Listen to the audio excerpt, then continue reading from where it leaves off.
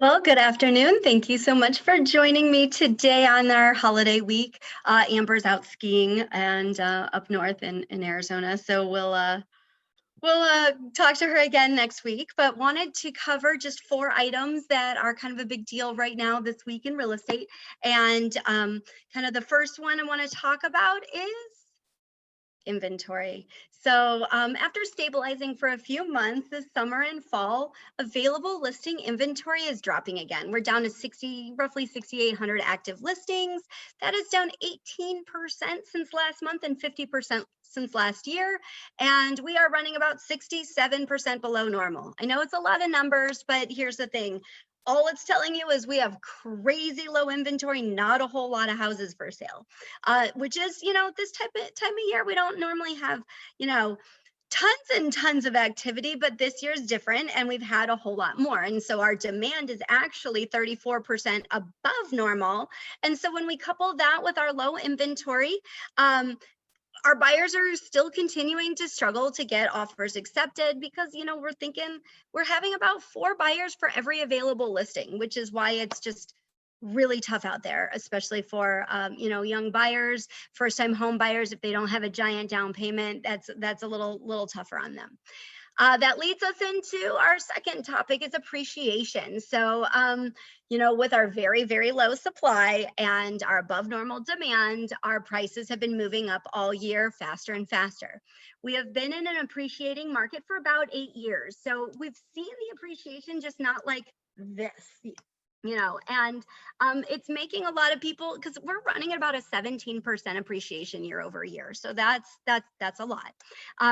Then when you think about some of the people are feeling a little nervous about why these are increasing as much as they are. Is this, like 2005 in our market then? And, even Dr. Lawrence Yun said there's no comparison with our market. They are substantially different. Today, differences. Today we have true demand. People are going to live in these houses. In 2005, people were using the houses to park money and do kind of some stuff that wasn't always above board. And we had crazy loose lending practices in 2005. And today, people have to have a job and, credit and things like that to really allow them to buy a house. So our demand is real. People have to have jobs. Rents actually declined in 2004 through 6. The rents, because it was not true demand. Today, single family rents are actually appreciating faster than the sale for single family, which is just astronomical. It's so high. It's so fast. So, we know, and another big difference today, the average American homeowner with a mortgage is $194,000 in equity, and that's on average. So it gives a lot of people a lot more options. People did not have these kinds of options in, when the bubble was happening last time. The third thing I want to talk about is lending.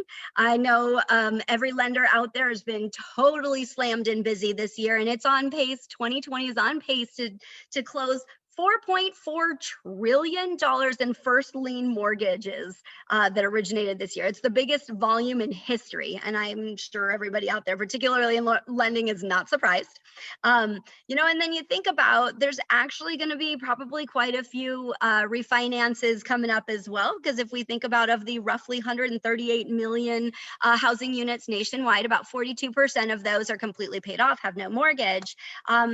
And then what's crazy is almost half of the 77,000 homeowners that do have a mortgage, half of them have an interest rate in the 4s. So I'm sure we'll see continuing as we, lots of refinances happening and taking place.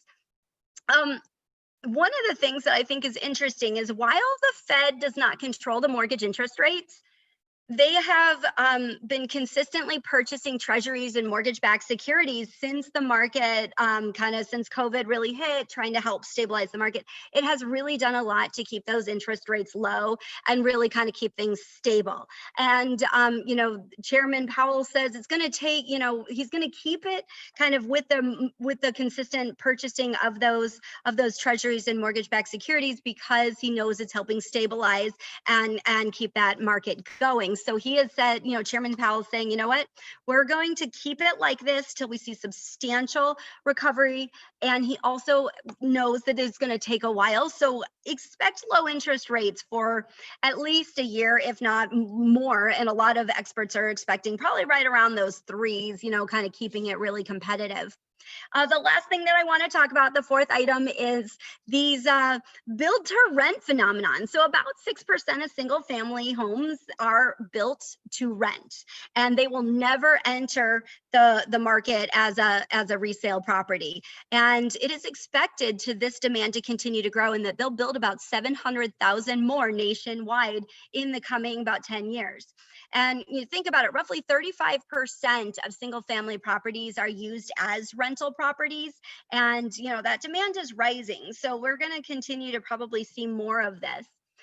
There is one that is called the Phoenix base is Christopher Todd Properties. They're developing 943 of these, and they're built to rent communities, and they're kind of apartment. They've got the apartment style amenities. They're gated entry, community pool, community fitness. They've got the carports, and a lot of them are 1 to 2 bedrooms and are about like 1,000 square feet, and they're renting around $1,900 a month. So this is not unsubstantial. And I actually wanted to show. I'm going to do a quick little screen share because I want to do show you kind of what that looks like.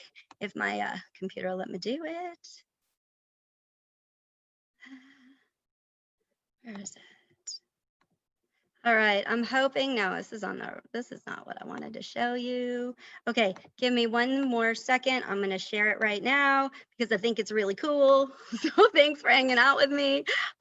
This is actually a photo of a build to rent community in Glendale.